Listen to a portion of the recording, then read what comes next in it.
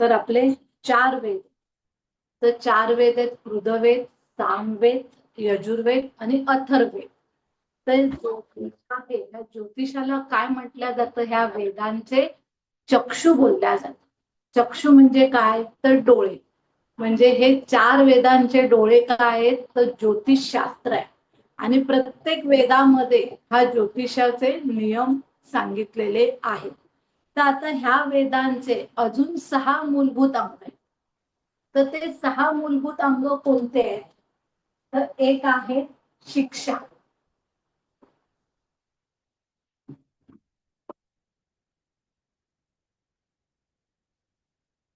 शिक्षा शिक्षा म्हणजे काय? तर उच्चार आणि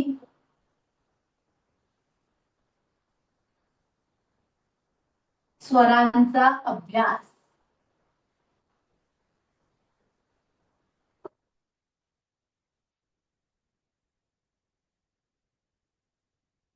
शिक्षा म्हणजे काय? तर उच्चार आणि स्वरांचा अभ्यास. तर ह्याचे हे वेदांमध्ये आपल्याला जे नियम आहेत ते 6 अंग आहेत. त्याच्यामधलं पहिलं. दुसरं कोणतं येतं? तर कला किंवा सूत्र.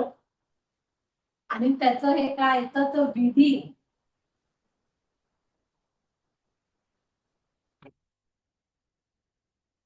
विधी आणि यज्ञकर्त्याची पद्धत.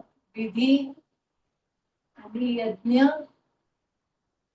कर्त्याची पद्धत.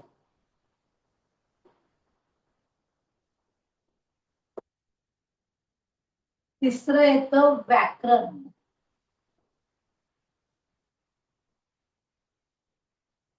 व्याकरण काय? तर भाषेची रचना.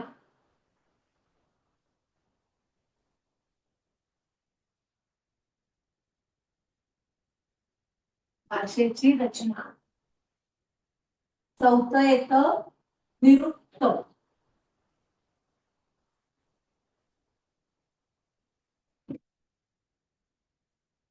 चौथं येतं निरुक्त म्हणजे काय? शब्दांचा अर्थ आणि मूळ.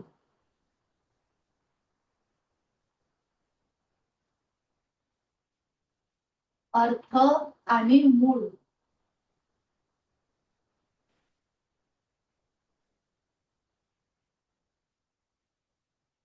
पाचवं येतं छंद.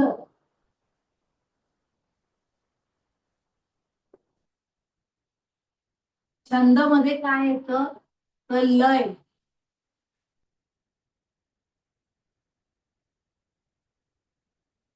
आणि लय आणि मंत्रांचा उच्चार. मात्रांचा उच्चार. आणि त्याच्यानंतर 6वं येतं काय? तर ज्योतिष. 6वं येतं ज्योतिष. तर ज्योतिष मध्ये आपण काय शिकतो? तर काल आणि प्रकाश. तर हे वेदांचे 6 अंग आहेत. आता शिक्षा, उच्चार आणि स्वरांचा अभ्यास. आता आपल्याला उच्चारच कळाले नसते तर आपण स्वर कसे कळणार आपल्याला? सांग. म्हणजे आपण जे बोलतोय, जे उच्चार करतोय, तर हे कुठून आपण शिकला? तर हे वेदांमधून आहे. त्याच्यामुळे आपले उच्चार करण्याची पद्धत आणि स्वर, म्हणजे आपला स्वर असतो ना. आता आपण बघा, एखाद्याला रागात ओरडलं तर आपला हा आवाजाचा स्वर कसा चढतो. तर हे सगळं कुठून येतं? शिक्षांमधून. कला आणि सूत्र ह्याच्यामध्ये आपण काय शिकतो? तो विधी आणि यज्ञकर्त्याची पद्धत. म्हणजे ह्याच्यामध्ये आपण विधी कोणत्या? पूजा विधी असतात. आता पूजा ह्या अनेक प्रकारच्या असतात. तर ह्याच्या विधी आणि यज्ञ करणं हे कुठून शिकल्या जातं? तर कला आणि सूत्रमध्ये. व्याकरण, भाषेची रचना. आता व्याकरणच नसतं तर आपण जे बोलतोय तर स्त्रीलिंगी पुलिंगी हे आपण शिकलो असतो का? दीर्घ रस्व हे सगळं आपल्याला आलं असतं का? तर नाही. म्हणून व्याकरण ही भाषेची रचना. आता निरुक्त, निरुक्त म्हणजे काय? शब्दांचा अर्थ आणि मूळ, आपण जे शब्द बोलतो त्या शब्दांना सुद्धा एक महत्व असतं. म्हणजे आपल्या शब्दांमध्ये एक वजन असतं. तर हे कुठून येतं? तर 4 निरुक्त मधून. 5 छंद. छंद म्हणजे काय? लय आणि मात्रांचा उच्चार. लय म्हणजे एका टोन मध्ये आपण बोलतो ना, म्हणजे एका व्यवस्थित असा टोन असतो, आपली बोलण्याची एक पद्धत असते, लय असते. तर ते लय आणि मात्रांचा उच्चार. आता ज्योतिष 6वं काय? ज्योतिष. ज्योतिष मध्ये काय? काल आणि प्रकाश. काल म्हणजे काय? तर गेलेला भूतकाळ. आणि प्रकाश म्हणजे काय? तर येणारं भविष्य. येणाऱ्या भविष्याचा प्रकाश. हे काय दाखवतं? ज्योतिष. आपण हे ह्याला ज्योतिषाला काय बोलतात? वेदांचे चक्षु. म्हणजे ज्योतिष आपल्याला हे काय? आपली कुंडली, आपली जन्म कुंडली ही आपल्याला भूतकाळ, वर्तमान काळ आणि भविष्य काळ हे तिन्ही दाखवते. तर हे तिन्ही आपल्याला आपल्या पत्रिकेमधून कळतं. तर हे आपले झाले 6 वेदांचे म्हणजे अंग. आता आपण 6 वेदांच्या अंगानंतर आपण काय बघणार आहोत? तर ह्याचं स्क्रीनशॉट वगैरे कोणाला काढायचं असेल तर काढून घ्या. म्हणजे मला रफ करून दुसरं आपलं घ्यायला पुढे ना.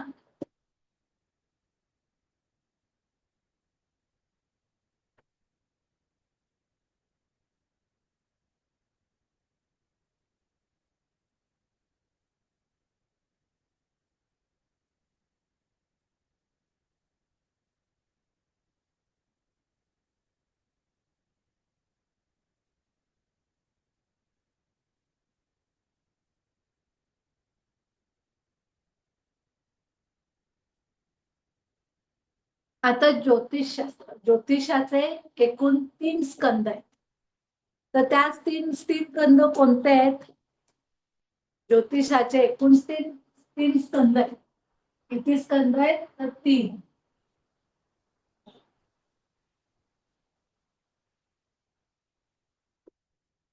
त्याच्यातलं एक एक काय? तर सिद्धांत.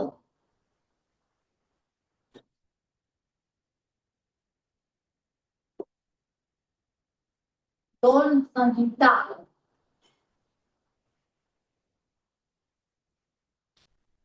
आणि 3 होरा. आता हे जे संहिता सिद्धांत आहे, सिद्धांत जो स्कंद आहे त्याच्यामध्ये आपण काय शिकतो? गणिती भाग.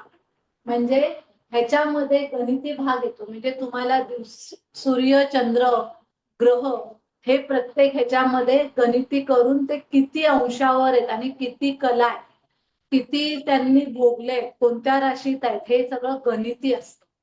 तर हे सगळं येतं सिद्धांत मध्ये. त्याला आपण काय म्हणतो? ह्याच्यामध्ये ग्रह स्पष्ट करणं म्हणतात.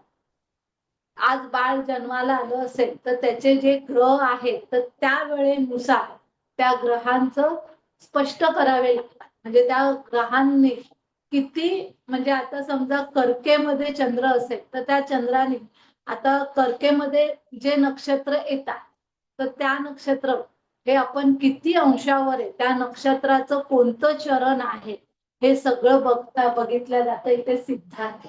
म्हणून हा काय? गणिती भाग आहे. तर हा ज्यावेळी आपण ह्या सगळ्या परीक्षा देतो युनिव्हर्सिटी मधून तर त्यावेळी हे गणित करावी लागतात. आणि हा गणिताचा पेपर खूप अवघड असतो. 3 तासामध्ये अजिबात 100 मार्काचा आपण पूर्ण करू शकत नाही. की जेव्हा प्रॅक्टिस वर्षभर करतो त्यावेळी कुठे तो 80-90 मार्कापर्यंत आपण सोडवतो पेपर. एक एक गणित जवळजवळ अर्धा अर्धा 40 मिनिटं लागतात एक एक गणित करायला. खूप लेंदी पेपर असतो तो. त्याच्यानंतर संहिता. संहितामध्ये आपण काय बघतो? तर राशी चक्रातील संपूर्ण भ्रमण. धूमकेतू म्हणजे आता धूमकेतू बघा, आता मागे 4 महिन्यापूर्वी धूमकेतू पडला होता. तर धूमकेतू, उल्कापात तर हे होतच असतात. उल्कापात जेव्हा पृथ्वीवर जेव्हा उल्का पडते तर त्यावेळी तो खाली जमिनीवर एक खड्डा होतो. आपल्याला कित्येक वेळा बघा, आपण एखाद्या म्हणजे असे आपल्या आजूबाजूला मातीची जमीन असेल आणि आपण जात असू तर ती आपल्याला सरळ दिसते, पण कधी आपण अचानक सकाळचं जाऊन सरळ असेल आणि संध्याकाळला जात असताना तिकडे खड्डा पडलेला दिसतो किंवा सकाळला खड्डा झालेला दिसतो, तर आपण म्हणतो अरे हा काय इथे खड्डा झालाय, तर तो उल्कापात झालेला असतो. तर त्यावेळी कधी असं भुसभुशीत जमीन असेल आणि उल्कापात झाला की तिकडे तो असा मोठा असा खड्डा पडतो. म्हणजे एवढ्या वेगाने ती उल्का म्हणजे काय तर तारा तो पडतो. आणि सूर्यादी ग्रहांवर होणारे परिणाम हे कुठे दिसतात? संहितामध्ये. आता होरामध्ये आपण काय बघतो? आपलं जन्म कुंडली. होरा हे काय? तर मनुष्याचं जन्म काळाचा ग्रहस्थितीवर होणारा परिणाम हा कुठे दिसतो? होरा. म्हणजे आपण जे शिकतो आता सध्या आपण जो हे शिकतोय तर हे काय शिकतोय? होरा. तर हे होरा आहे. म्हणजे जे काही ऑनलाईन क्लासेस असतात, परीक्षा वगैरे त्यांच्या नसतात, तर ते सगळे होरा शिकतात. आणि तुम्हाला खरोखर ह्याची डिग्री घ्यायची असेल तर तुम्हाला हे दोन्ही भाग शिकावे लागतात. आणि हे पेपर असतात, 3 पेपर ह्यांचे असतात, 100 मार्काचे नाही सॉरी 150 आणि 100 असे 450 मार्काचे पेपर असतात. आणि ह्याला 100पैकी 40ला पासिंग आहे. तो होरा. आणि ह्याच्यामध्ये माणसाचं सुख दुःख वगैरे आपण बघतो. आता ह्या होरामध्ये अजून काही प्रकार आहेत, तर त्या होरामध्ये अजून कोणते प्रकार आहेत? आणि हे संहितामध्ये एक सांगायला मी विसरले. संहितामध्ये काय होतं माहितीये? मेदनीय ज्योतिष बघितल्या जातात. तर मेदनीय ज्योतिष म्हणजे काय? तर देशाची आणि राज्याचं पूर्ण भविष्य कुंडली मांडून केल्या जातं. म्हणजे वातावरण आता आपल्याला सांगतात ना की बाबा 2 दिवसांनी पाऊस पडणार आहे किंवा वादळ येणार आहे किंवा बाबा अचानक उन्हाळा इतका वाढणार आहे, तर हे सगळं कुठून बघतात? संहितांवरून. त्याला आपण मेदनीय ज्योतिष म्हणतात. आता हे बरेच, आता तुम्ही आता ऑनलाईनचा जमाना आहे त्यामुळे प्रत्येक जण इंस्टाग्रामवर म्हणा वगैरे रील, युट्यूबवर असे रील येतात की बाबा ह्या देशाचं आता एवढं युद्ध वाढत चाललंय, तर ते अजून वाढेल किंवा बाबा समझोता होईल. ह्या असे बरेच ज्योतिषी भाकीत करत असतात. तर त्यांचा हा अभ्यास असतो, संहिताचा अभ्यास असतो. म्हणजे त्यांचं ते स्पेशलाइज घेऊन ते करत असतात. तर हे त्यांचं आहे. तर ती लोक त्यामुळे पूर्ण देशांची वगैरे सगळ्या उलाढाली सांगत असतात. त्याच्यावर ते आपले त्यांचे व्हिडिओ येत असतात, आपण सगळेजण बघतच असणार आता. तर हे आता होरामध्ये आपल्याला अजून काय आहे? तर होरामध्ये आपण काय बघतो माहितीये? प्रश्न कुंडली. होरामध्ये आपल्या बरोबर येते प्रश्न कुंडली, त्याच्यानंतर येते यात्रा कुंडली, ताजिक कुंडली. ताजिक कुंडली असते ती सुद्धा ह्याला म्हणजे संहितालाच धरून ती चालल्या जाते. आणि प्रश्न कुंडलीमध्ये काय विचार? प्रश्न कुंडली हा एक वेगळा विषय आहे त्याच्यात. तर प्रश्न कुंडलीमध्ये आता बरेच वेळे बाबा आमच्या घरातली व्यक्ती घर सोडून गेलीये, कधी येईल, किंवा आमच्या घरात चोरी झालीये, तर ती चोरी झालेल्या वस्तू मिळतील का, किंवा माझ्या घरात एखादी वस्तू हरवली आहे, ती सापडत नाहीये, तर ती होरा ही प्रश्न कुंडलीवरून बघितल्या जाते. आणि त्याच्यावरून ते सांगतात की बाबा हरवलेली व्यक्ती किंवा घर सोडून गेलेली व्यक्ती कोणत्या दिशेला असेल, मग त्या दिशेला ती व्यक्ती आपल्याला सापडते. किंवा आपल्या हातून एखादी गोष्ट आपण इकडे तिकडे ठेवली, नाही मिळाली, आणि आपण प्रश्न कुंडली मांडून विचारलं, तर आपल्याला ते ऍक्युरेट उत्तर देतात. प्रश्न कुंडली सांगितलं की बाबा तुमचं असं अडथळीच्या ठिकाणी आहे तर ती तिकडे वस्तू असते, किंवा बाबा तुम्ही तुमच्या देवघराच्या इथे बघा. म्हणजे त्याच्यासाठी तो एक अभ्यास असतो. प्रश्न कुंडली हा एक वेगळा विषय आहे, पण तो सुद्धा ह्या गोष्टी आपल्याला कळतात प्रश्न कुंडलीवर. त्याच्यानंतर यात्रा कुंडली असते, ताजिक कुंडली असते. ताजिक कुंडली सुद्धा काय? तर तुमचा जो प्रवास असतो एखाद्या वेळी काही आपल्या प्रवासाची वेळ चांगली आहे की नाही तर ती आपण बघू शकतो. म्हणजे ह्याच्यामध्ये असे 6 भाग येतात होरा कुंडलीमध्ये. तर ते असे प्रत्येक वेगवेगळे भाग आहेत. हा प्रत्येक वेगवेगळा आपला अभ्यास आहे. तो अभ्यास पुढे पुढे आपल्याला वाढत जातो. म्हणजे एक एक आपण जसे पेलू आपण पुढे घेणार तसे एक एक गोष्टी त्या पुढे पुढे येत जातात.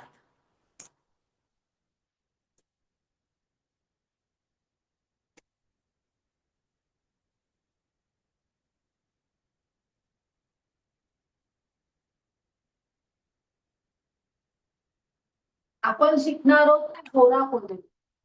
कारण आपल्याला आपलं स्वतःचं बघायचं आहे. आपल्याला आपलं स्वतःचं भविष्य जाणून घ्यायचं आहे. म्हणून आपण काय शिकणार आहोत होरा कुंडली.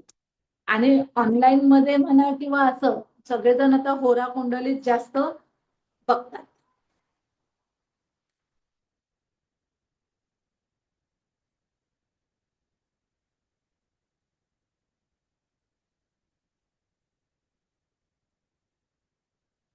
आता पंचांगाचे पंचांग हे का जन्म म्हणजे पंचांग हे नक्की का आलं तर पूर्वी काय कॅलेंडर नव्हते आत्तासारखे.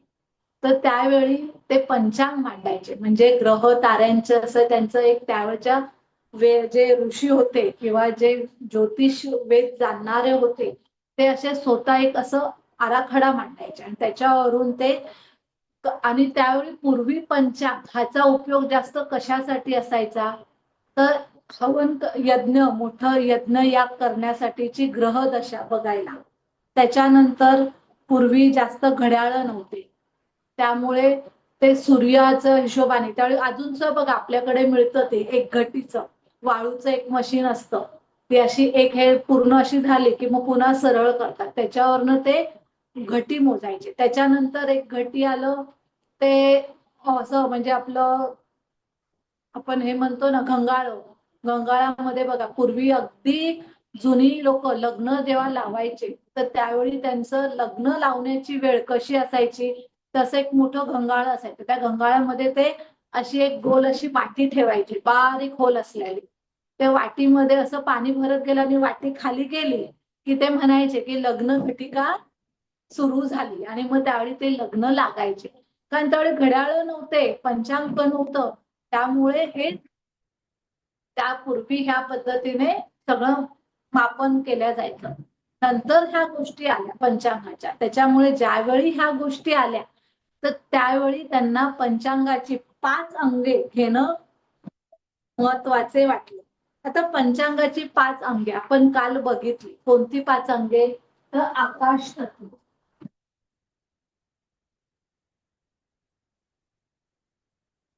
आकाश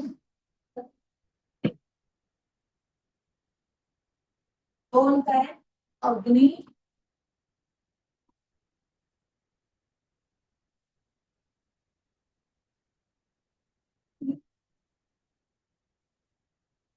वायू तत्व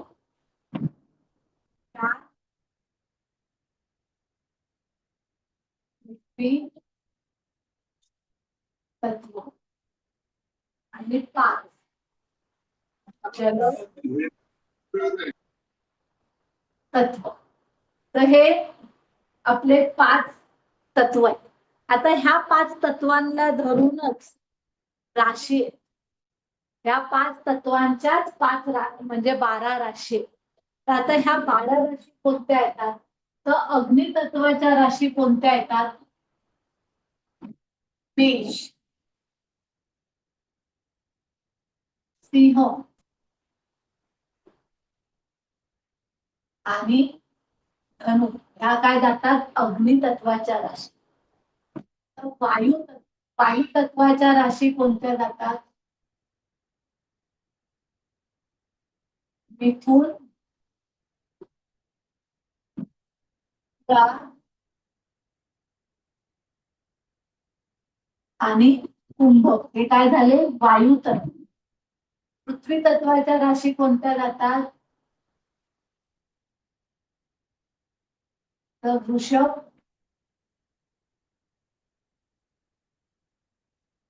कन्या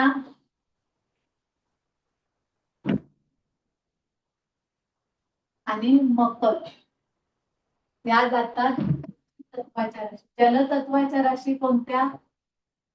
कर्क, चिक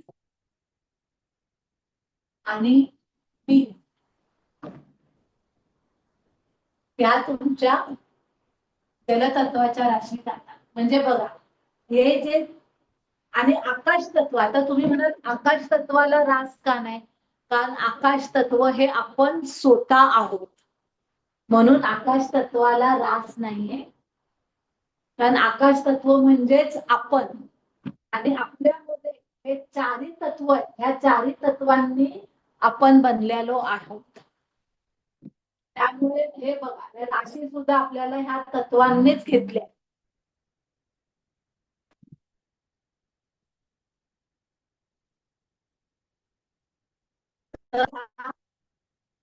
चारी तत्वांचे हे 12 राशी.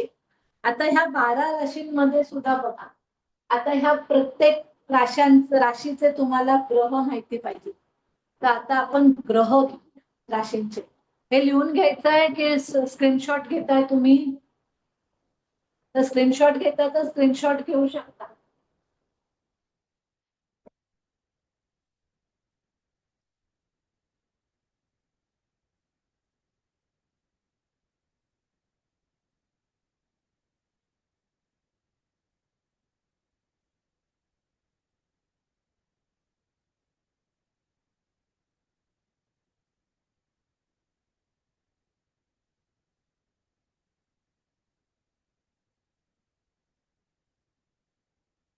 आता 1 नंबरची रास मेष. मेषचा स्वामी कोण आहे? मंगळ.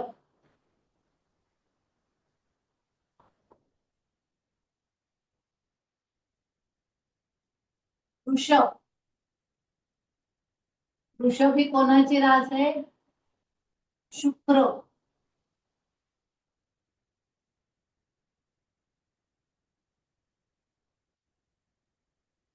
मिथुन. मिथुन ही कोणाची रास आहे?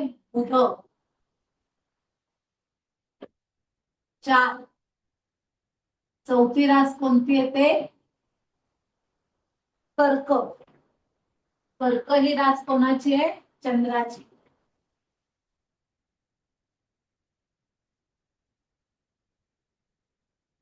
कर्क ही चंद्राची रास. 5. सिंह ही कोणाची येते? रवी. 6. कन्या ही सुद्धा येते बुधाची रास. 7. तूळ ही येते शुक्र, ह्याचा शुक्र स्वामी येतो. 8. वृश्चिक, ह्याचा स्वामी येतो मंगळ. 9. धनु, ह्याचा स्वामी येतो गुरु. आणि 10 येते मकर, ह्याचा स्वामी येतो शनी. 11.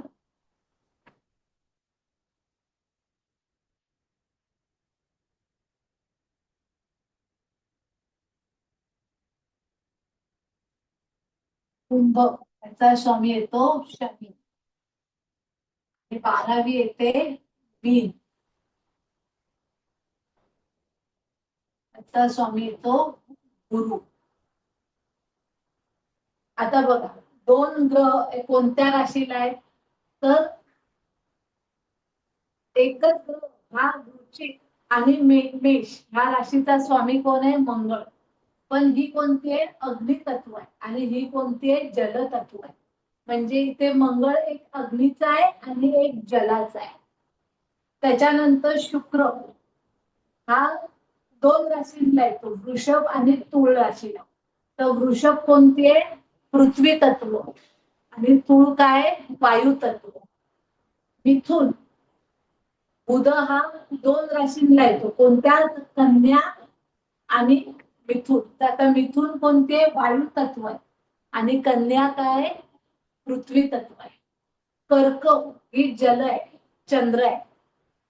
सिंह ही रवी आहे. फक्त चंद्र आणि रवीला एकच रास आहे, बाकी ह्या सगळ्या ग्रहांना 2 राशी आहेत. तर धनु, धनु काय? अग्नितत्वाचा एक गुरु आहे आणि मीन जलतत्व म्हणजे जलतत्वाचा एक गुरु आहे. आणि शनी एक काय? तर पृथ्वी तत्वाचा आणि वायू तत्वाचा.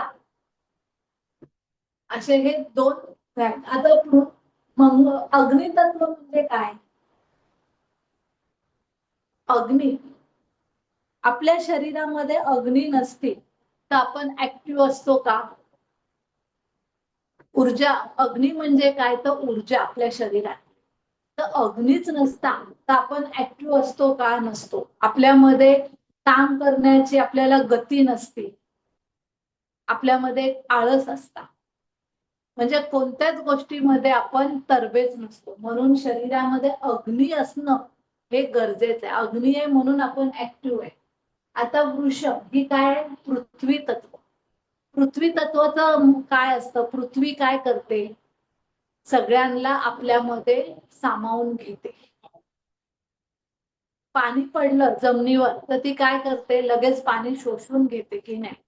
म्हणून आपल्यामध्ये सुद्धा ह्या गोष्टी आहेत. म्हणजे आपल्यामध्ये सुद्धा पृथ्वी तत्व आहे. आपण आता अन्न खातो तर ते पचन होतं कशाने? अग्नीमुळे. त्याच्यातले जे सत्व आहे ते कोण घेतं काढून? पृथ्वी तत्व. मिथुन ही काय? वायू तत्व आहे. वायू आहे म्हणून आपल्या बोलण्यामध्ये शब्दांचे उच्चार बाहेर पडल्या जातात, बरोबर?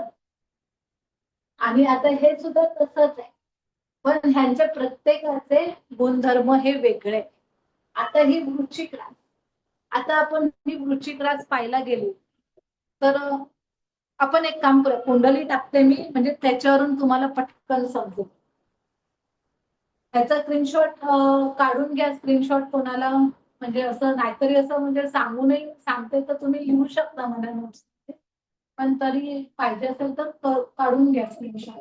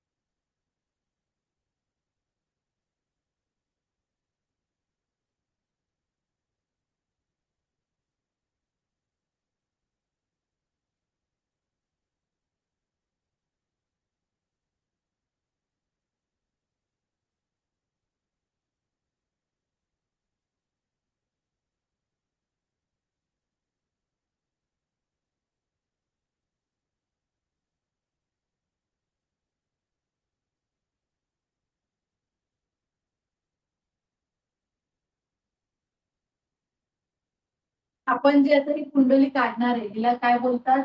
निसर्ग कुंडली किंवा काळ पुरुष कुंडली. निसर्ग कुंडली किंवा काळ पुरुष. आता काही जण काळ पुरुष कुंडली म्हणतात, काही जण निसर्ग कुंडली म्हणतात. तर ही 1 नंबर, 2, 3, 4, 5, 6, 7, 8, 9, 10, 11, 12. आता ही 1 म्हणजे काय झाली? मेष. 1 नंबरची 1 लक्ष, ही जी नावं आहेत, आकडे आहेत, ही प्रत्येक राशीला तेच आकडे येणार. 1 नंबर मेष, 2 वृषभ, 3 मिथुन, 4 कर्क, सिंह, कन्या, तूळ, वृश्चिक, धनु, मकर, कुंभ आणि मीन. बरोबर. आता इथे येणार मंगळ. ह्याचा स्वामी कोण आहे? मंगळ. ह्याचा शुक्र, बुध, चंद्र, रवी, बुध, शुक्र, मंगळ,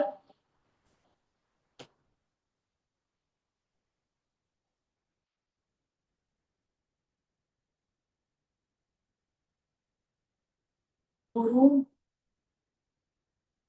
शनी,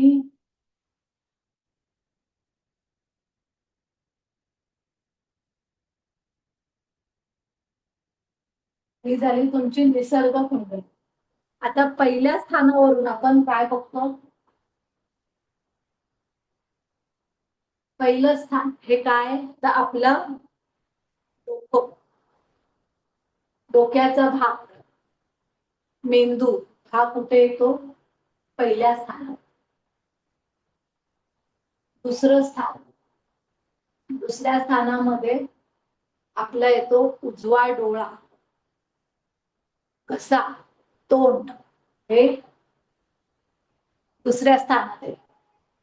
तिसरं स्थान, तिसरं स्थानामध्ये आपण काय बघतो? कान आणि आपला उजवा खांदा आणि हात, उजवा हात, हे आपण तिसऱ्या स्थानावरून. चौथं स्थान काय येतं? तर आपल्या छातीचा भाग, छाती, फुफ्फुस हे चौथ्या भागावर येतात. हृदय हे चौथ्या भागात बघितल्या जातं. पाचवा भाग हे काय येतं? हृदयाचा खालचा जो भाग असतो तो पाचव्या भागात येतात. पाठीमागचा जो आपला माकड हाडापासूनचे वरती जे बोन्स म्हणजे असतात, मणके आणि पोटाचे बरगडे म्हणजे हे पाचव्या स्थानामधून बघितल्या जातात. सहाव्या स्थानामधून आपले मोठे आतडे, मोठे आतडे हे आपल्या 6व्या स्थानामधून बघितले जातात. आणि 7व्या स्थानामध्ये आपलं मूत्राशय, गर्भपिशवी हे सगळं 7व्या स्थानामधून बघितल्या जातं. लिव्हर, किडनी हे जे आहे ते सगळं आपलं 7व्या स्थानामधून बघितलं. 8वं स्थान वृश्चिक, इकडनं काय येतं? प्रजनन म्हणजे आपलं मूत्र, योनी आणि गुदद्वार हा भाग येतो तुमचा 8वा वृश्चिक. 9वं स्थान, 9व्या स्थानावरून आपण आपल्या मांड्या बघतो. 10वं स्थान, 10व्या स्थानामधून आपण काय बघतो? आपले गुडघे. 11वं स्थान पोटऱ्या आणि 12वं स्थान आपले तळवे म्हणजे पाय. हे असं आपलं पूर्ण शरीराची रचना. ह्या आणि इकडे तुमचा डावा डोळा, इथे डावा हात,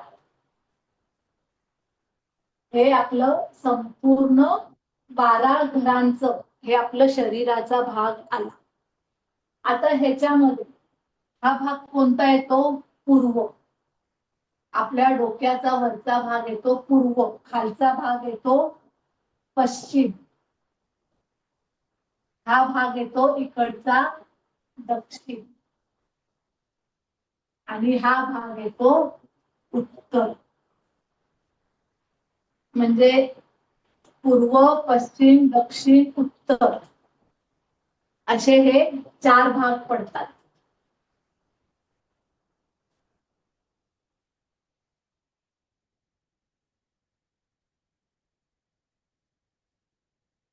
काय कन्फ्युजन आहे की काय पुन्हा एकदा म्हणजे सांगायचं आहे की समजलंय?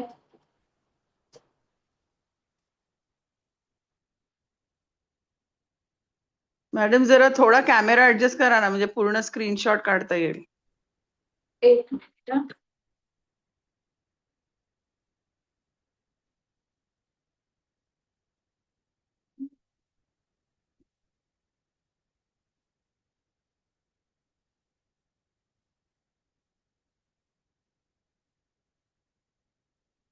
झालं?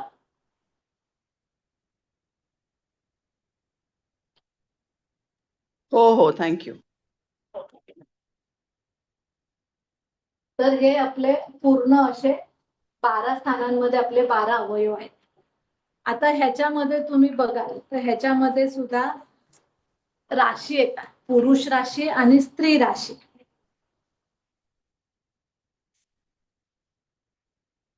आता पुरुष राशी आणि स्त्री राशी. आता मेष राशी काय? पुरुष राशी. वृषभ ही काय आली? स्त्री राशी. मिथुन ही पुरुष राशी. कर्क ही स्त्री रास आहे आणि सिंह ही पुरुष रास आहे. पुन्हा कन्या ही स्त्री रास आहे.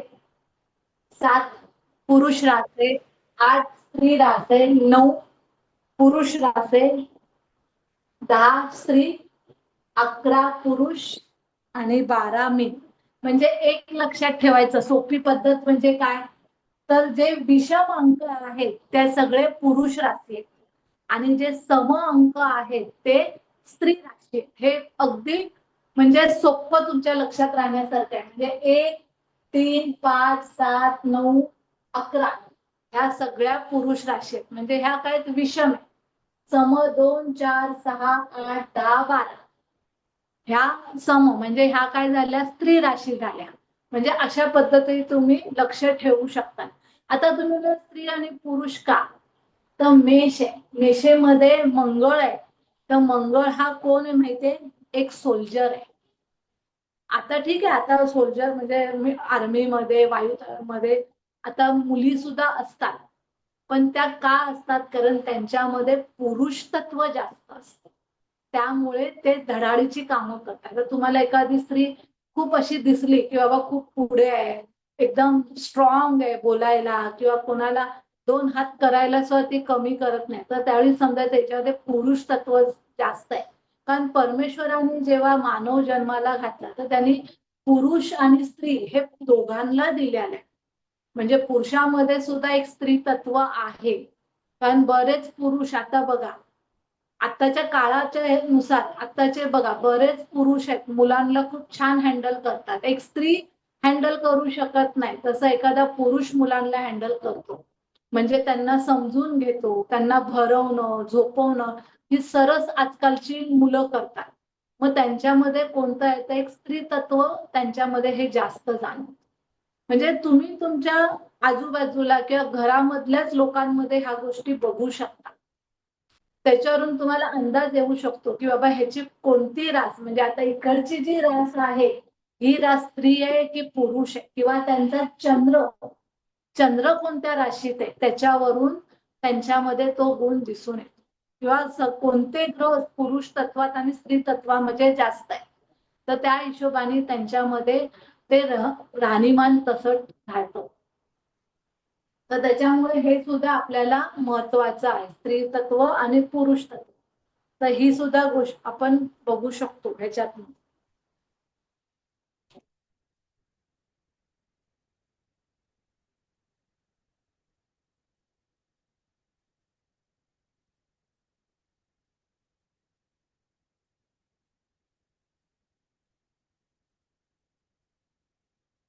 आता हा जो इकडचा जो मेषेचा अग्नी आहे, मेषेचा अग्नी हा कसा आहे? तर मेषेचा अग्नी हा तापट आहे, शूर आहे, ह्याच्यामध्ये लढाऊपणा आहे. हा जो मेषेचा अग्नी येतो का, तर मंगळही हा कडक आहे आणि मेष ही कशी आहे? अग्नितत्वाची रास आहे. म्हणून ह्या मेषेचा जो मंगळ असतो तर तो मंगळ हा खूप स्ट्रॉंग असतो. ही व्यक्ती खूप भडक असते. त्या लोकांचं नेहमी माथा बघा तुम्हाला गरम जाणवणार. म्हणजे इथे मंगळ असेल तर आणि नुसती मेषराशाने कोणता ग्रह असला तरी त्या लोकांचा सुद्धा हा वरचा भाग आहे ना, टाळू खूप गरम असते, का तर ते अग्नितत्व. आता तुम्ही म्हणाल की ह्या सगळ्या गोष्टी अशा का सांगतायत, तर आपणच स्वतःहून आपला हा संपूर्ण भाग आहे. तुमची इथे काय असते, तुमचं स्वतःच रूप असतं, म्हणजे तुम्ही स्वतः हे इकडे असतात. आता इथे एकही आकाश तत्वाची रास नाही. मी ते मगाशी सांगितलं की, आणि आकाश तत्व म्हणजे काय, आपण स्वतः. त्यामुळे आपण स्वतः म्हणजे काय, तर पहिलं स्थान. जे पहिल्या स्थानामध्ये जी रास असते आणि जो ग्रह असतो त्यानुसार आपला स्वभाव असतो, त्यानुसार आपले विचार असतात. त्यामुळे हा भाग. आणि दुसरा भाग काय येतो, तो वाचा. आता तुम्हाला बघा, ही ही वृषभ रास आहे. वृषभ राशीमध्ये म्हणजे काय, शुक्र. शुक्र हा कसा आहे, शुक्र हा दैत्यांचा गुरु आहे. दैत्यांचा गुरु शुक्राचार्य, ते हे शुक्र आहे. आणि ह्या स्थानावरून आपण काय बघतो, आपलं कुटुंब, वाणी स्थान. म्हणजे आपलं कुटुंब ह्या स्थानावरून आपण बघतो, वाणी स्थान बघतो, आपला उजवा डोळा बघतो, आपला घसा बघतो, आपले जिवा, हे सगळं आपण इकडनं बघतो, दात, हे सगळे आपले ह्या स्थानावरून येतात. तर हे स्थान तुमचं चांगलं असेल तर तुमचं 8वं स्थानाला कधी आजार येत नाही, म्हणजे 8वं स्थान कधी दूषित होत नाही. आता वाचा स्थान म्हणजे वाणी स्थान. आता एखाद्याची वाणी खराब असेल, एखाद्याच्या बोलण्यामध्ये मुवाळकी नसेल, प्रेम नसेल, तर ते कोणतं स्थान त्याचं खराब होणार, 8वं स्थान. आणि ज्यावेळी 8वं स्थान खराब होतं म्हणजे कोणते आजार होणार तुम्हाला, इथे 8व्या स्थानामध्ये वृश्चिक रास येते. वृश्चिक राशीचा स्वामी कोण आहे, मंगळ. आणि 8वं स्थान तुम्हाला काय दाखवतं, तर तुमचं गुप्तांग, म्हणजे तुमचं मूत्राशय, तुमचं योनी मार्ग आणि गुदद्वार. तर इकडे ह्या लोकांना मग पाईल्सचे, भगेंद्र, हे सगळे आजार. त्याच्यामुळे तुम्हाला तुमचं हे स्थान चांगलं ठेवलं तर इकडे आजार येणार नाही. म्हणजे हे आपल्या कुंडलीचा हा हिशोब आहे.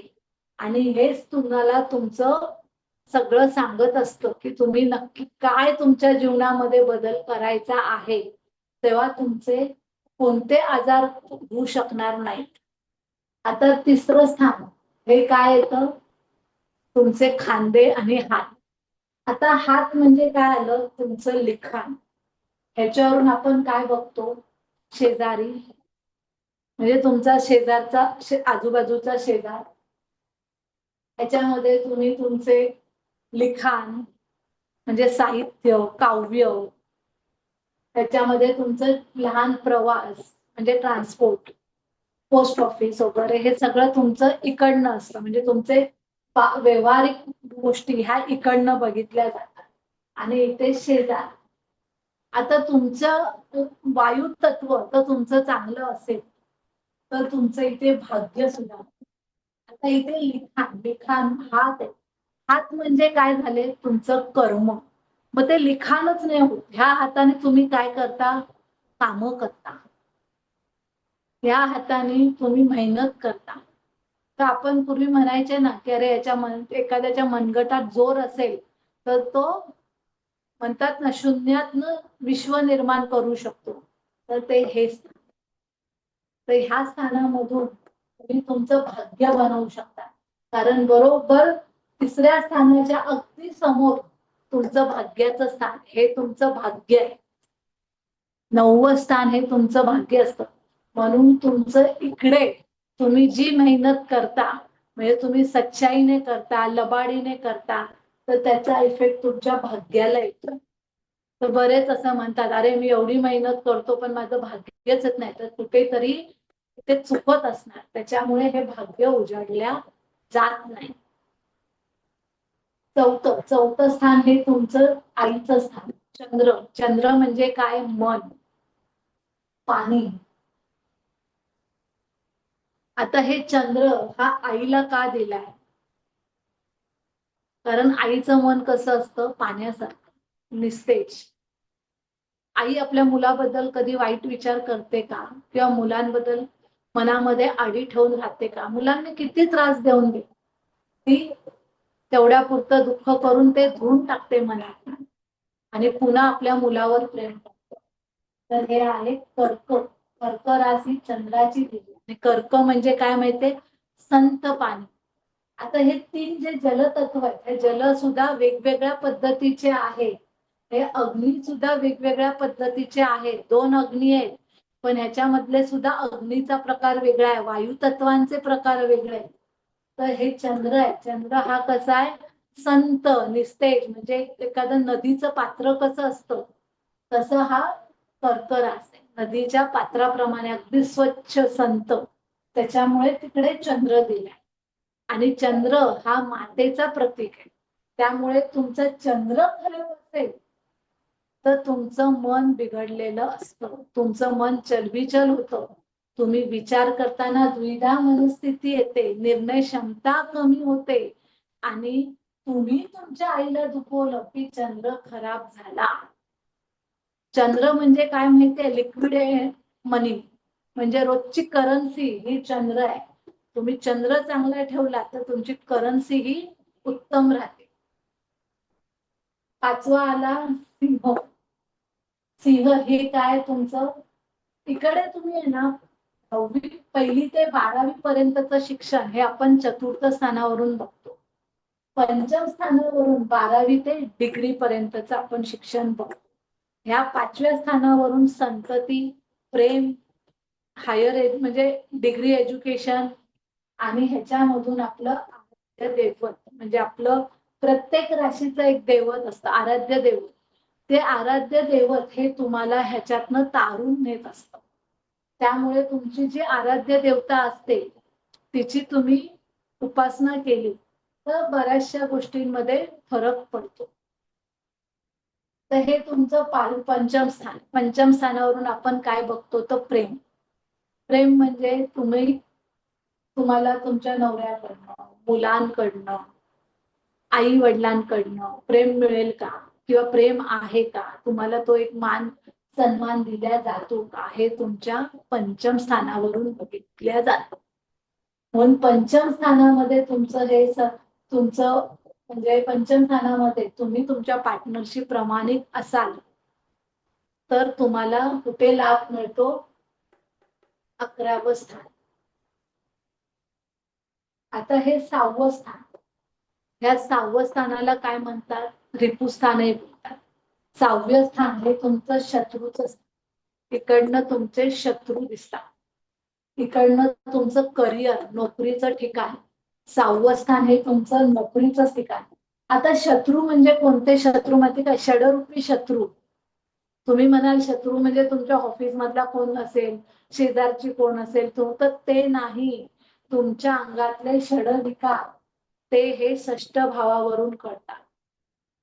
तर हे तुमच्यामध्ये एकही विकार नसेल तर तुम्ही कुठे पोचता माहितीये? 12व्या स्थानात. कारण इकडनं तुमचं 12व्या स्थानाला बघितलं आणि 12वं स्थान काय? मोक्ष.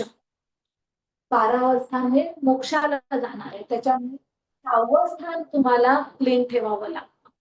तर 6व्या स्थानामध्ये तुमच्यामध्ये कोणतेही षडरूपी नको, म्हणजे कोणाबद्दल वाईट बोलू नका, कोणाला शिवीगाळ करू नका, आपल्याकडे जे आहे त्याच्यावर तुम्ही अहंकार करू नका, रागवू नका. एखाद्याला तुमच्याकडे आहे तुमच्यामध्ये ऐपत तर एखाद्याला दान धर्म करा. तर हे सगळ्या गोष्टी तुमचं 6वं स्थान क्लीन केलं की तुम्हाला इकडे बेनिफिट मिळतं. 7वं स्थान. 7व्या स्थानावरून आपण काय बघतो? भागीदारी आणि आपला जोडीदार. आपला जोडीदार आपल्याला कसा मिळेल, कसा असेल हे आपण कुठून बघतो? 7व्या स्थानावरून. आणि हे भागीदारी स्थान, कोर्ट कचेऱ्या हे इकडनं बघितल्या जातात.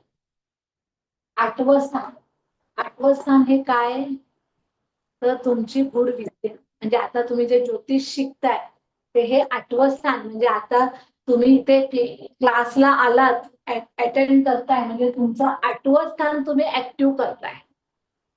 तर इथे तुम्हाला काय गुप्त विद्या, गुप्तधन, वारसा हक्क हे सगळं तुम्हाला 8व्या स्थानावरून कळतं. 9वं स्थान हे तुमचं भाग्याचं स्थान. त्याच्यावरून तुमचे वडिलांचे वडील हे आजोबांचं स्थान. काही जण हे वडिलांचंही स्थान धरतात तर काही जण आजोबांचं धरतात. हे 9वं स्थान. आणि हे भाग्य आहे, हे तुमचं हायर एज्युकेशन, परदेश गमन हे 9व्या स्थानावरून.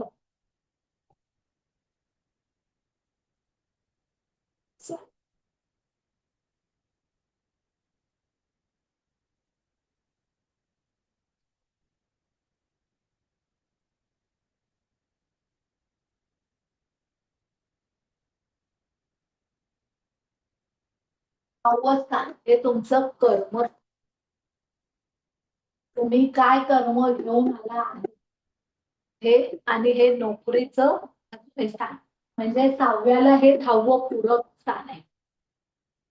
म्हणून हे नोकरीसाठी सुद्धा बघितलं जातं 10वं स्थान. आणि तुमचे कर्म आणि वडील, वडील हे आपले वडील हे 10व्या स्थानामधून बघितले जातात. बरेच जण 9वं स्थानही घेतात. 9 आणि 10 हे वडील आणि आजोबांसाठी स्थान आहे.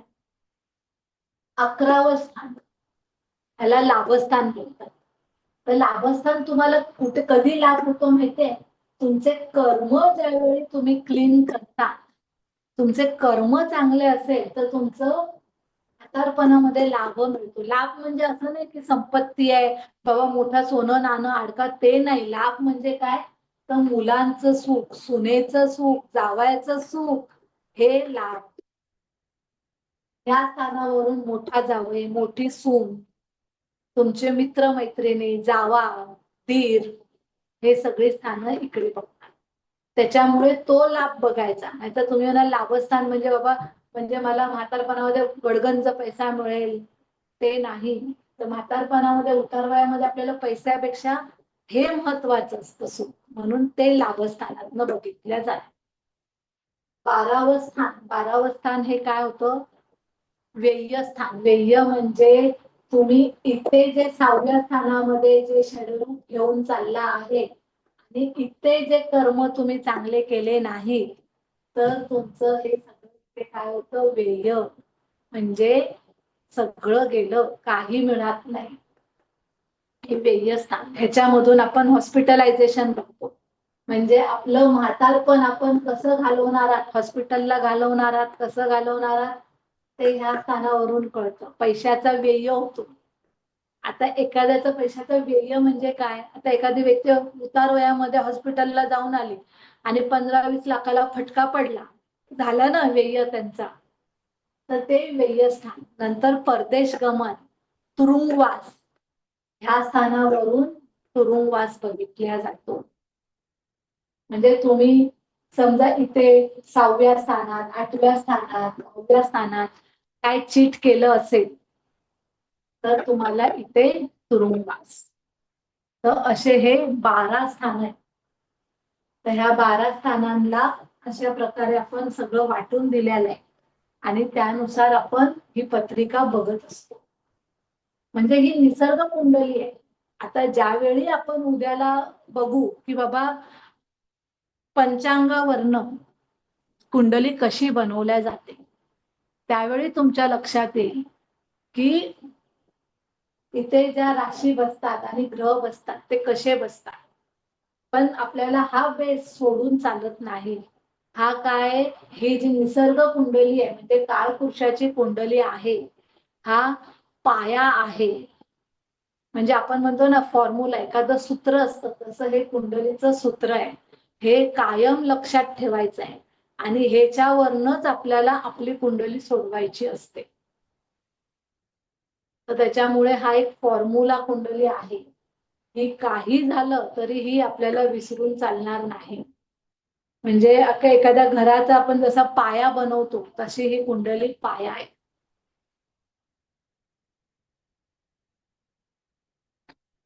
आता तुम्ही बघाल तर बघा, ही अशी अर्धी केली तर हा काय होतो उजवा भाग आणि हा होतो डावा भाग आणि अशी अर्धी केली तर हा काय होतो आपल्या नाभीपासूनचा वरचा भाग आणि नाभीपासूनचा हा खालचा भाग. म्हणजे अशा पद्धतीमध्ये आपण संपूर्ण ह्या कुंडलीत विभागलेलो आहे.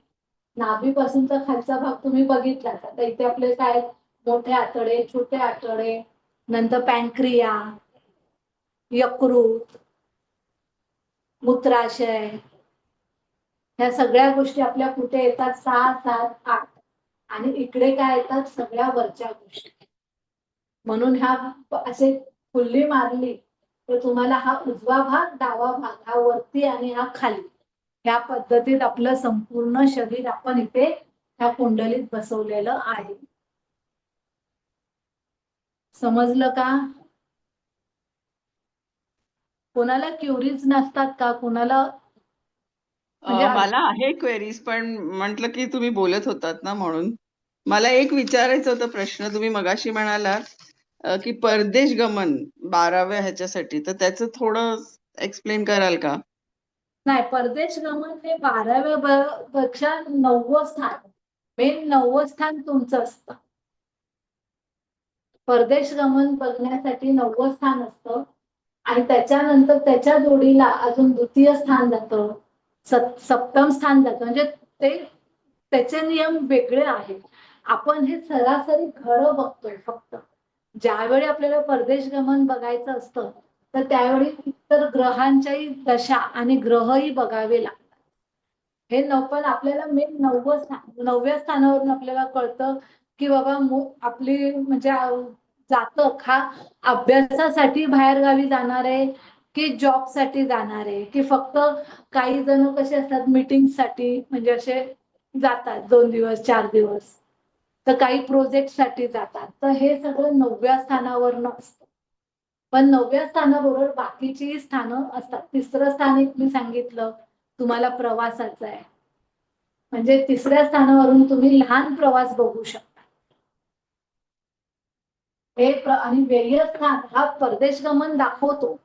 पण जेव्हा तुमच्या मेन कुंडलीमध्ये जर लिहिलेलं असेल आणि 12वा भाव तोही सांगत असेल तर तुम्ही परदेश गमन जाऊ शकता. म्हणजे ह्याच्यासाठी 9वं, 3रं, 12वं, द्वितीय असे आणि शिवाय तुम्ही स्वतः तुमच्या स्वतःची इच्छा असेल तर तुमचे हे घर निघतात. तुमचीच इच्छा नसेल आणि तुमचे किती योग असेल तर तुम्ही जाऊच शकत नाही. असं आहे. म्हणजे संपूर्ण आपल्याला ह्या पत्रिका बघून आपल्याला म्हणजे काय आपण ज्यावेळी पत्रिका सोडवतो त्यावेळी ह्या स्थानं आपल्याला लक्षात घ्यावी लागतात. आणि हे ग्रह ह्या ग्रहांची घरं आहेत. जसं आता ही मिथुन रास आहे, ही कशी आहे बुधाची रास आहे. म्हणजे हे 3रं स्थान हे तुमची बुद्धिमत्ता आहे.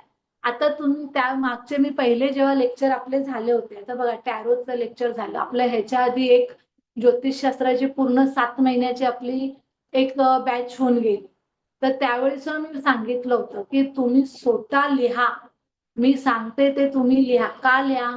कारण तुम्ही जेव्हा तुमचे ह्या 3 बोटाने लिहितात तर तुम्ही तुमचे 3 ग्रह ऍक्टिव्ह करतात. एक गुरु, शनी आणि शुक्र हे 3 ग्रह तुम्ही ऍक्टिव्ह करतात. आणि ज्यावेळी हे तुमचे 3 ग्रह तुम्ही ऍक्टिव्ह करतात आणि तुम्ही तुमच्या हाताने जेव्हा लिहितात त्यावेळी तुमचं इथे 9वं स्थान ऑटोमॅटिकली ऍक्टिव्ह होत असतं. त्याच्यामुळे लिखाण हे 3 बोटांनी करायचं असतं. म्हणून आपल्याला लहान असतानाच बघा हे 3 बोट घेऊन आपल्याला लिहायला शिकवतात. का तर हे 3 ग्रहांची 3 बोट आहेत. शनीचं बोट काय आहे तर सातत्य दाखवतं, म्हणून शनी आहे. गुरु काय हा ज्ञानाचा आहे आणि शुक्र तुम्ही जे लिहिता ते तुम्ही बोलून लिहिताय. त्याच्यामुळे एक काय होतंय शुक्र तुमच्या लिखाणाला वळण देतोय.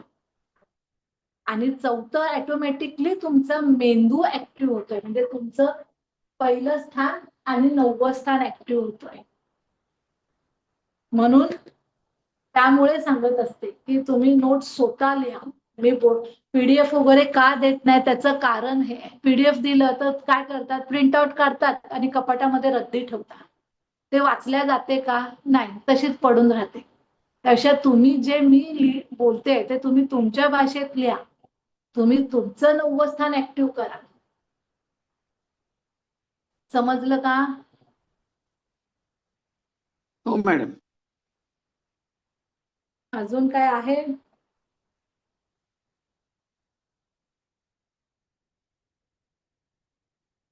आपण ज्यावेळी ही तत्व आता घेऊ ना, तर तत्व मी घेतली असते पण आता होणार नाही. मध्ये उगाच आपला ब्रेक होईल. तर तशा आपण पूर्ण तत्व म्हणजे ही तत्व कशी कशी ऍक्टिव्ह होतात हे आपण उद्याला बघूया. म्हणजे इथे पहिलं म्हटल्यास लिहून ठेवते मी. हे इथे अग्नितत्व आहे.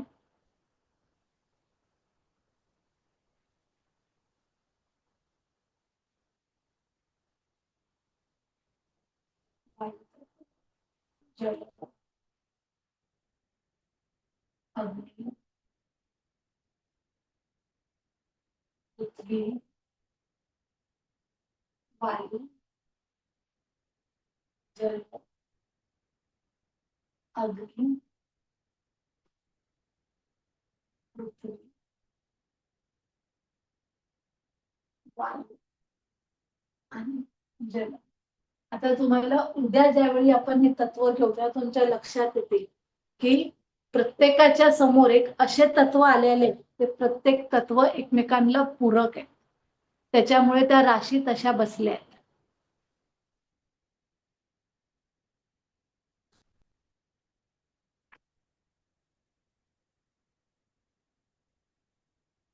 आता हे जे अग्नितत्व आहे आणि 7वं बघा वायू तत्व आहे. बरोबर. आता अग्नी आणि वायू ह्याचा काय संबंध येऊ शकतो? इथे काय येतं आपलं गर्भाशय आणि इथे काय जल आहे, ही पृथ्वी आहे. म्हणजे विचार कर आपल्या ऋषींनी हे ज्यावेळी याचा अभ्यास केला तर किती त्यांनी विचारपूर्वक हे बनवलंय हे सगळं, की ह्याच्यावरून आपण आपली संपूर्ण दिनचर्या आपण बघू शकतो. मॅडम कन्याचं काय आहे तत्व? पृथ्वी पृथ्वी पृथ्वी तत्व. आपण ते घेणार आहोत सगळं एक एक एक एक थोडंसं घेणार आहे. 6 दिवसाची आपली 6 दिवसाची आपली ही कार्यशाळा आहे. तर ह्याच्यामध्ये आपण जितकं कव्हर करता येईल तेवढं मी कव्हर करणार आहे. आता आपलं आज आपण हे बघितलंय म्हणजे आपलं कालच्या याच्यामधून आपलं तत्व झाले, पंचांग झालंय, पंचांग झालंय, तत्व झाले आणि पण आता हे 12 ग्रह बघितले. आता आपल्याला उद्याला आपण आणि आपण ह्यांचे अवयव सह बघितले. ऍक्च्युली हा भाग नव्हता माझ्या आत्ताच्या कार्यशाळेत पण मी तो घेतला. मी म्हणली ते कनेक्टेड आहे उगाच म्हणून मग मी तो भाग घेतला. म्हणजे प्रत्येक ग्रहांमध्ये आपण स्थानांमध्ये आपण काय काय बघू शकतो आणि ह्या सगळ्या स्थानांना एक नाव आहे. त्याला तनुस्थान बोलतात, त्याला कुटुंब स्थान बोलतात, त्याला पराक्रम स्थान बोलतात, त्याला सुखस्थान बोलतात, त्याला संतती स्थान बोलतात, 6व्याला रिपुस्थान बोलतात आणि 7व्याला जायास्थान म्हणजे काय तर जोडीदार. 8व्याला आपण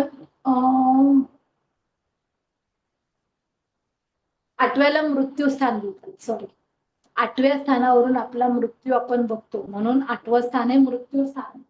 9वं स्थान हे भाग्यस्थान बोललं जातं. 10वं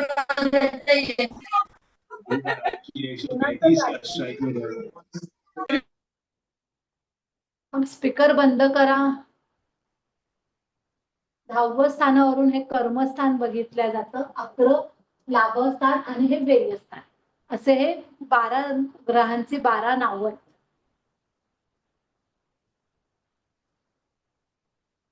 तर काही विचारायचंय का? तर 10 मिनिटात आपण विचारू शकता कोणाच्या काय म्हणजे कोणाला अजून काय प्रॉब्लेम आहे, काय समजलं नाही.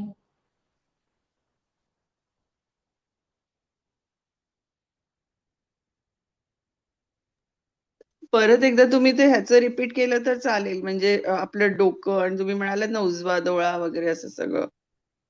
अच्छा, ओके. पहिल्या स्थानावरून आपला मेंदू आणि डोकं बघितल्या जातं, मेष. दुसऱ्या स्थानावरून आपल्या उजवा डोळा, नाक, घसा, दात हे बघितल्या जातात. त्याच्यामध्ये खांदे, हात आपला, त्याच्यामध्ये आपलं हृदय, फुफ्फुस, आणि पंचम स्थानामध्ये बरगड्या, हृदयाचा खालचा भाग आणि माकड हाडापासूनचे वरचे जे मणके किंवा मागचा जो आपला मणका आहे ना, पूर्ण मानेपासूनचा जो मणका आहे तो पूर्ण पंचम स्थानामधून बघितला जातो. 6व्या स्थानामध्ये मोठे आतडे, 7व्या स्थानामध्ये तुमचे लहान आतडे, तुमचं गर्भाशय, हे नंतर पॅन्क्रिया वगैरे हे जे ऑर्गन्स आपल्या पोटातले ते 7व्या स्थानावरून बघितले जातात. 8व्या स्थानावर योनी आणि गुदद्वार. 9व्या स्थानावरून पोटऱ्या. 10वं स्थान आपलं गुडघे, नाही 9वं स्थान मांड्या, सॉरी 9वं स्थान मांड्या, 10वं स्थान गुडघे, 11वं स्थान पोटऱ्या आणि 12वं स्थान आपले तळवे पायाचे. तर असं आपण ह्याच्यात बघितल्या जातात.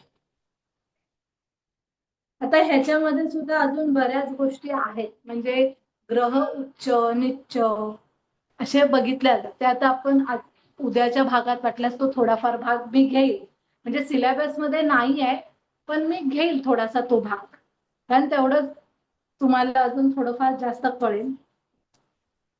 आणि उद्या आपण बघणार आहोत, उद्या आपण दृष्ट्या बघूया आणि ह्या प्रत्येक तत्वांचं एकमेकांना कसे कनेक्ट आहेत आणि एकमेकांचं कसं कार्य करतात हे आपण उद्याला बघणार आहोत आणि दृष्ट्या बघणार प्रत्येक ग्रहांच्या. आणि उद्या एक गोष्ट असं की उद्या मी येणार ग्रुपवर पंचांगचं एक पान पाठवे, का तर ज्यावेळी उद्याला तुम्हाला जन्म वेळेचा कुंडली टाकायची कशी हे शिकवायचंय, तर तुम्हाला पंचांग असणं तुमच्याकडे गरजेचं आहे. आता ज्यांच्याकडे पंचांग असेल तर त्यांनी ते पंचांग वापरलं तरी चालेल, नसेल तर मग जे मी पान उद्या पाठवेल तर त्या पानावरून तुम्ही शिकू शकता.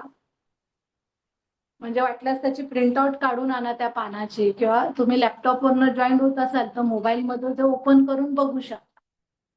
तर त्याच्यावरून उद्या जन्मकुंडली, जन्मता जेव्हा बाळ एखादं आपल्याकडे आलं की बाबा ह्या वेळेचं मूल जन्माला आलेलं आहे, तर त्याची पत्रिका काढून द्या आणि नावरूस काढून द्या. तर नाव कसं काढलं जातं लहान जन्मल्या बाळाचं ते उद्या आपण बघणार आहोत. म्हणजे आपण एक एक स्टेप पुढे पुढे जाऊ, असं म्हणजे एकदम असं हे नको म्हणून मी आपलं स्टेप बाय स्टेप घेते. पण तुम्हाला समजतंय का जे शिकवते मी, ते व्यवस्थित असं समजतंय का? मॅडम खूप इंटरेस्टिंग आहे हे, आणि समजतंय पण थोडा वेळ लागतोय मला. नाही ते तर आहेच, आता प्रत्येक नवीन आहे तर थोडं वेळ लागेल, पण खरोखर हे शास्त्र आहे ना खूप छान आहे. हे शास्त्र जितकं तुम्ही खोलात जाल ना, हे तर फक्त वरवर माझं शिकवणं चालू आहे, पण ज्यावेळी तुम्ही खरोखर पुढचा म्हणजे ह्याचा जो डीप कोर्स आहे माझा, तो 6 ते 7 महिन्याचा कोर्स आहे. माझी एक बॅच झाली आहे, ती मला वाटतं एक बॅच माझी फेब्रुवारी मध्ये संपली. 7 महिन्याची, 7 महिने लागतात पूर्ण कोर्सला. तर त्याच्यात तुम्हाला इतकं डीपली शिकायला मिळतं, म्हणजे हे आता तर फक्त वरवर आपण शिकतोय कार्यशाळेत, पण जेव्हा स्वतः तुम्ही ही पूर्ण कार्यशाळा घ्याल त्यावेळी तुमच्या लक्षात येईल की खरोखर हे किती अफाट आहे. आणि हे सगळ्या गोष्टी ज्या आहेत ह्या सगळ्यांच्या देवता आहेत.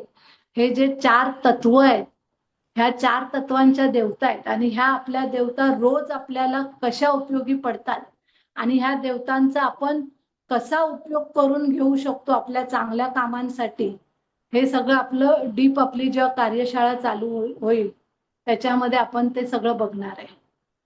म्हणजे आजचा, आता तुम्हाला एखाद्या परीक्षेला जायचंय तर तो आजचा दिवस तुम्ही कसा निवडायचा हे सगळं त्याच्यामध्ये शिकवलं जाणार.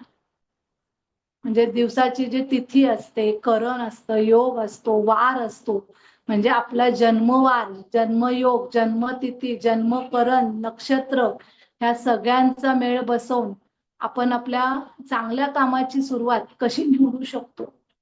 आता घर घ्यायचं असतं, आता बरेच जण काय करतात, ब्राह्मणांना विचारतात किंवा ज्योतिषीला विचारतात की अरे मुहूर्त काढून दे. ते काय सांगतात की हा बाबा ही तारीख चांगली आहे, ती तारीख चांगली, पण खरंच ती तुमच्यासाठी चांगली आहे का? कारण त्या कॉमन तारखा असतात. आपल्याला जे आपल्या कॅलेंडरवर किंवा जो आपल्या पंचांगामध्ये दिलेले असतात, उत्तम दिवस, चांगला दिवस, ते त्या ग्रहांनुसार असतात चांगले, पण तुमच्या राशीला, तुमच्या नक्षत्राला ते चांगले आहेत का? तर तेही महत्वाचं आहे ना.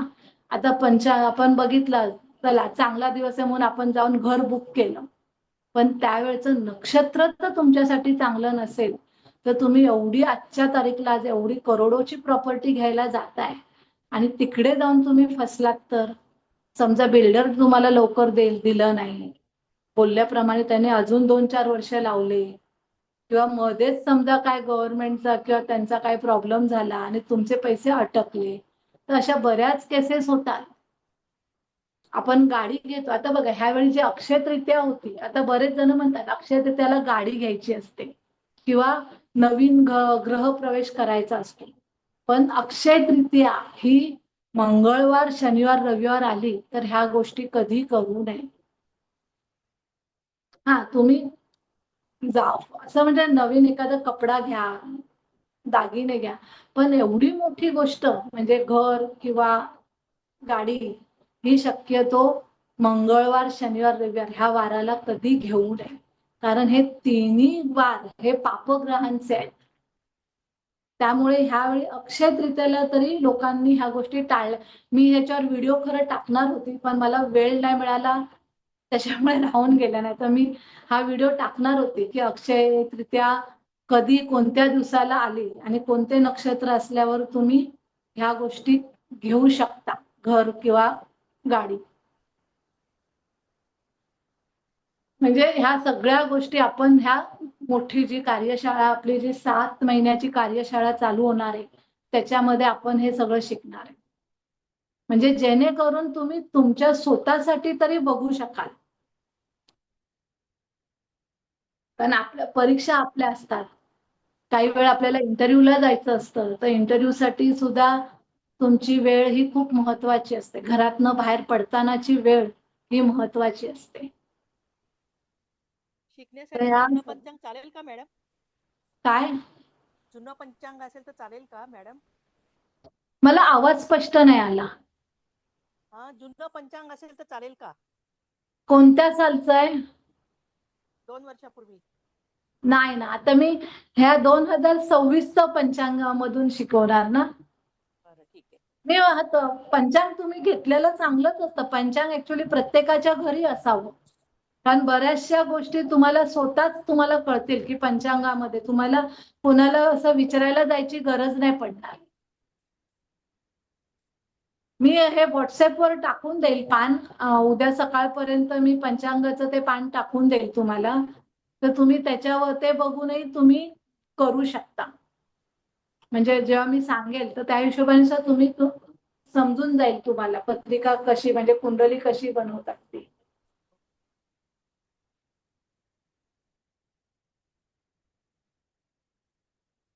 थांबूया आपण.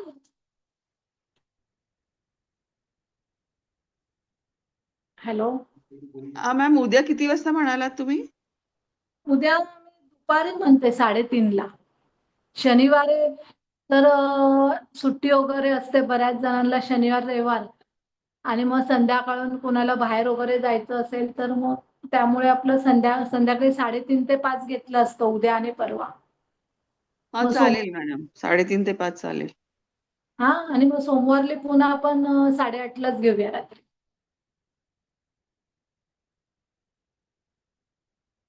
तर उद्याचा क्लास मी ग्रुपवर टाकून देते की उद्याचा आपलं शनिवार रविवार 3:30 ते 5 आपली कार्यशाळा असणार आहे. चालेल, ओके, बाय. Hello ma'am. हा मॅम हा नमस्कार, मी दीपा बोलतीये. हा बोल दीपा. हा क्लास किती दिवस आहे मॅम? हा आपला 6 दिवस आहे कार्यशाळा. किती? मंगळवारपर्यंत आहे. अच्छा अच्छा, मंगळवारपर्यंत आहे का? हा मग आणि त्याच्यानंतर आपलं ही म्हणजे ज्योतिषाचं आपली 6 ते 7 महिन्याची आपली कार्यशाळा चालू होईल. त्याच्यामध्ये पूर्ण हे डीप असणार आहे आपलं सगळं. ओके, जे मध्ये जी सुरू होणार होती ती का? हो हो हो. अच्छा, ती एक बॅच त्याचे आपली काय? एक बॅच आपली फेब्रुवारीत संपली ना, मग दुसरी आता चालू करते. हा, पण त्याचं टायमिंग काय मॅडम त्या ती बॅचचं? दुपारला घेणार आहे दुसरी ज्या हा, बॅच. हा दुपारचंच घेणार, 3:30 ते रात्री नाही 5. जमत. हा हो 3:30 ते 5 दुपारची घेणार आहे, जेव्हा ही हो, आपली चालेल चालेल. batch चालू होईल तेव्हा. हो हो, चालेल. त्याची फी पण आहे ना? हो ते हे करेल, मी सांगेल, ग्रुपवर टाकेल मी. ओके ओके, हा थँक्यू. हा हा, बोलते ओके. मी उद्या हो तुमच्याशी. हो चालेल. Okay, okay. Thank you ma'am. Okay, bye. Bye छान बाय. झाली आजची कार्यशाळा, खूपच सुंदर झाली. हो एकदम डिटेल मध्ये झाली. हो. माझं आहे ना हं. इंस्टा पेज आहे बघा, म्हणजे तुम्हाला ह्या क्लास बद्दल काय वाटतं तर तुम्ही तुमचं मत इंस्टा वर टाकू शकता. मी लिंक व्हॉट्सअपवर टाकते. तर तुम्हाला हं. कशी वाटली माझी कार्यशाळा त्याच्याबद्दल तुम्ही मला फीडबॅक देऊ शकता. Okay okay. तर मी एवढी अपेक्षा तर करू शकते ना, 6 दिवसाची कार्यशाळा मी फ्री घेतली आहे, तर हो त्याबद्दल मला एक फीडबॅक तर तुम्ही देऊ शकता. हो हो हो, नक्की. फेसबुक आणि इंस्टावर माझी पेज आहे, मी त्याचं हं, फॉरवर्ड करते. तुम्ही हं. ते प्रत्येकाला हो. सांगते मी. हं. चालेल, ओके उद्या मॅम. आपण 3:30 वाजता भेटूया. Okay okay. धन्यवाद. Okay, bye.